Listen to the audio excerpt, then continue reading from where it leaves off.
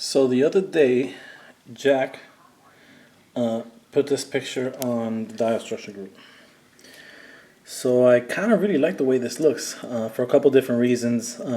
Definitely has the elements that I like to work in, which is brick and concrete and all that other good stuff. What I liked about it as well was that it had the fire escape. I like the style of kind of that little rooftop hanging there. So decided that although I have some commissions on deck, I wanted to make this for myself real quick. Man, you know, making these dioramas is first and foremost about something I enjoy doing. So I just made a little one for, a smaller one for me, but I want to make this larger one. So what I have here is a 2 foot long. It is 16 inches deep, 16 inches tall.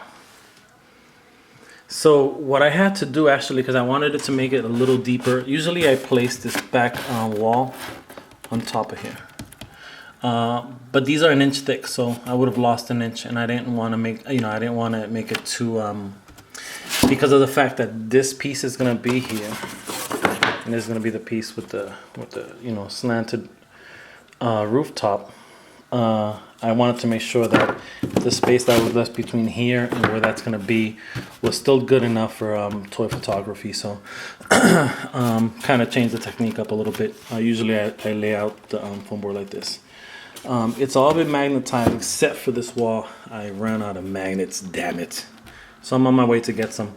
This is a fire escape deal that I started working on, I don't know, a month ago, month and a half ago, 2 months ago. Haven't really given it much attention. I did build one of the rails the other day. So what I'm going to do is I'm going to put that in that corner. Have a window there. Maybe a door there, maybe not. Or maybe just a door there and not a window. One or the other, I'll decide. And then we'll have some, like kind of a ladder glued on the wall or whatever to get up there.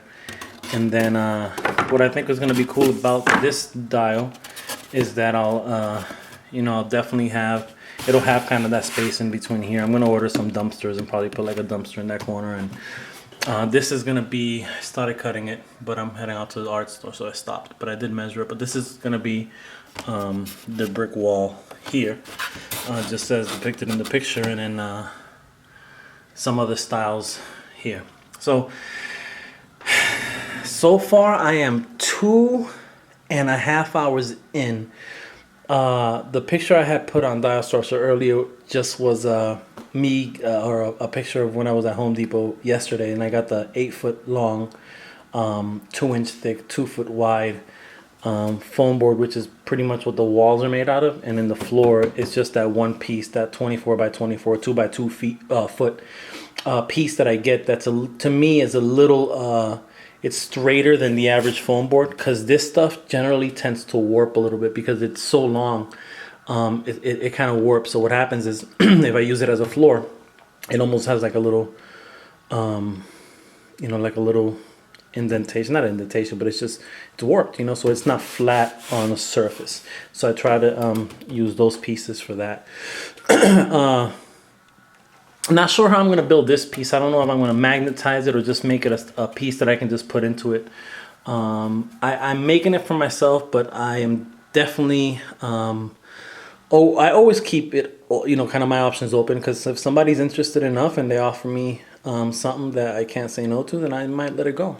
But right now the goal is to make it for me, my specifications, And I guess it is kind of an alleyway. I mean, it's not going to be kind of that traditional enclosed alleyway, but it'll definitely be the back of an apartment building this side, and then some industry type deal here. So not necessarily an alleyway, because I feel it's just a little bit wider in my mind, although alleyways can be wide or narrow.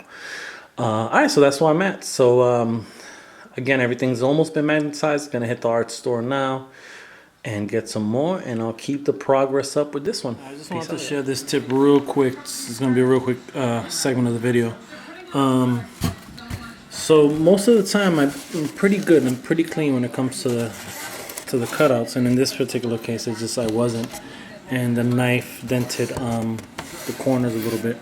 So as you can see, so if I also put a frame on the inside as I normally do, this is gonna look jacked up, and I don't want that. So what I'm gonna do in this case is I cut up a bunch of these skinny sticks, and what I'm gonna do is set them up as a frame on the outside.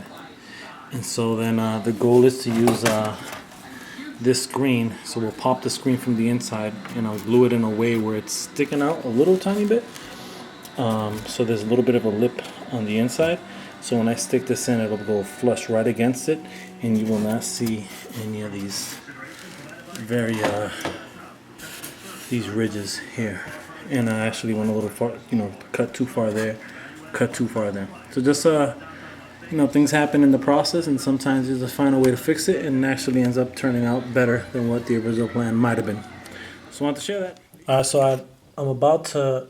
I'm not about to because I'm like halfway done, but I figured that I'd record the process of making. This is the bottom of the wall of this diorama that I'm making, and I wanted to give it like an old shanty type of look, so I decided to make instead of making it I don't know, whatever other material I might have used, I thought of making it out of wood, and then denting some, cutting out some holes, making it look like it's damaged a little bit, and then putting some balsa 2x4s across that damage, so it makes it look like there's wood on wood.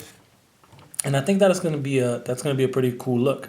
Again, I'm always looking for the stuff that's popping out the wall a little bit more, but not enough where it's gonna damage the dial when you put it away. So it's always kind of that medium that I'm trying to master. The wood, I originally thought about just covering this up with wood, but balsa wood's pretty expensive. Popsicle wood doesn't engrave as well, and so the details don't come out in the wood. So I say, you know what? I'm just gonna carve it out, baby, the old-fashioned way. I've done this before, so I've done a couple hardwood floors, but they're it's skinnier boards, and this is these boards are a little thicker, so it's gonna be a little bit different. But hopefully, I'll put enough detail and add a couple of like when I add these little guys that kind of turn real dark here, and you can kind of carve them out, so it gives it yet another dimension. This is gonna have a tin roof, and the tin is gonna be. It's gonna start off as like aluminum colored, and then it's gonna be rusty in some areas and so forth. So I think it's a really good combination to have the bottom of this be wood. The tool that I'm using is a tool that I grabbed. I use for a lot of stuff, but I grabbed this from AC Moore, and this was out of the knitting section. And I'm not sure what it does, but sometimes once in a while I go to like AC Moore or a Michaels or a Hobby Lobby for a lot of other people, and I'll be there like an hour just walking around and looking at every single department, because you just never know what you could use. And obviously it's a new habit, but you never know what you can use as a tool that can help you out in making dials and props. So one thing I love about action figures is that it's pretty final in some aspects. You buy the action figure, and at this point you're posing them, and sometimes you just keep a mint on card or whatever you decide to do. But you buy it; it's accomplished. Something like dials are something that you have to be real creative with, because obviously you're creating them, and it becomes almost like a piece of art. So what can you do to make that process easier and make it look better? I had an airbrush for many years and never used it, and I had used it. I'm lying. I had used it for my, airbrushing my son's sneakers and stuff like that, but never for like anything else. And it was just laying there, and all of a sudden I started making dials, and I thought, you know what? How will that look? So it gives it a good effect. So I'm always, striving to do something that's a little different, something that's going to help me with the process of the art, which in turn is going to highlight these action figures even more. So this is kind of like a in-video tutorial. Yes. So pretty much I just carve them out. I just kind of follow no set pattern. I'm just kind of going and thinking that wood's, the grain of wood is always, shifty and usually goes in one direction. And so I'm just kind of making some curves, and then I'll come back and I'll hit it with this. A few people have asked me recently. This is the tool that I use to texture all of my foam. It has like 3 or 4 different angles I could use it. That's going to give me the look. So at the end of slicing this up or carving it up, I'm going to bang it out a little bit with this to give it that feel of wood that's a little more porous and not as flat and as tight as foam board is. So that is the goal, and hopefully it's going to come out okay. And actually I was able to, where did I put it? I took the door and I actually put a cover on the door. So it's not the same as all the doors that I've been using, but it has a balsa cover, and I'll show it in a little bit. But it's gonna lend really well. That's the doorway that goes here. It's gonna lend well to this video. Yeah. Alright, so it looks like this video is gonna be a 2-parter, just because there's a couple of things that I want to share as I go through the process. And give a little more detail. And again, I don't generally do tutorials. I mean, you know, Bob the Odd, AJ at one point, because I know he's deleted a lot of his videos, but there are a bunch of tutorials out there. So I've just never really been interested in doing an entire, video that's just a tutorial. I'll do little sections here and there, but I do like to kind of build and put together and then come back and kind of show you guys what the thought process was. So we are trekking along on this diorama. This diorama is 2 feet across, and it is, man, what do I want to say? I believe it's 16 inches deep. And I just want to make sure that I get the right measurements. And I might have already said all this, but yeah, so it's 16 inches deep. And then at the height, it is also 16 inches in terms of height. The back wall is actually a little taller just because it goes lower than this, so it doesn't rest on that. So I think that one's an inch taller, so it's 17 inches, I believe, that back wall. So, as I said in the last segment, I'm gonna just make this kind of a little wooden shack type deal. What I did is I cut up some balsa wood, and what I'll do is damage this up a little bit and then use kind of this technique to kind of, put a bunch of different pieces of wood. Almost as if it broke down, they just, cheaply fixed it with just some wood. What is this on the inside, man? I have no idea. It's just I guess it's kind of like a little shanty type deal. I had a little tiny piece left of my those do-it-yourself straws that I had been using for pipes, so I just used that as a chimney, and it's gonna be kind of cool because as most chimneys will have kind of that smoke coming from it, so I'm able to, I have some cool, not the regular cotton, but some cotton type deal that I can kind of put on that chimney, and it'll just look like it's blowing out the smoke. With the wall, again, as I've said before, I kind of like angles. So, well, not angles, but just that 3D angle, so that when the light gets shined a certain way, it'll kind of give it some shadows. So I went with that and kind of stayed consistent with it all the way up to here. Made this an entire brick wall. You know how fun it is to carve bricks, so that was cool.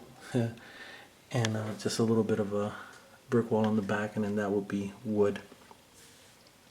What I'm also going to create is so these here are where blades over the years where I've gotten X-Acto blades, and this is what usually it comes in. So I tend to save stuff like that, and what I'm going to do with this is I'm going to make a those electrical readers that people have in the back of their houses, where you can kind of see, it's the meter, where you can kind of see how much electricity was used for that month. So I'm going to cut this off and then just kind of figure out, maybe do something with some foam and stack it up, and then cut it out, and then kind of put that, again, just a little piece of it. And I'd have to customize the inside of what the reader will look like, so it'll just be some numbers and whatnot. So that's what I'm gonna do with that. With this, originally the goal was to put, usually when you buy a door, for whatever reason, it always comes with an extra frame. And what I usually do with this is that when I buy a door for a diorama, I take this extra frame and I usually create that kind of that, that fake door, because this door doesn't open. It's, again, just using that technique where you just kind of cut out and push back and then glue into place. What I forgot to do is I carved out all the brick and forgot to leave this with no brick, so I had to kind of put that balsa wood over it because it's behind it, it's brick. And then after kind of putting this together, just realized that I kind of carved the bricks, and so if you was to put this there now, it'll look kind of weird. It'll look weird because there should be no bricks there on that side. So I'm not gonna put this, which is cool. Plenty of doorways don't necessarily have a frame on the outside.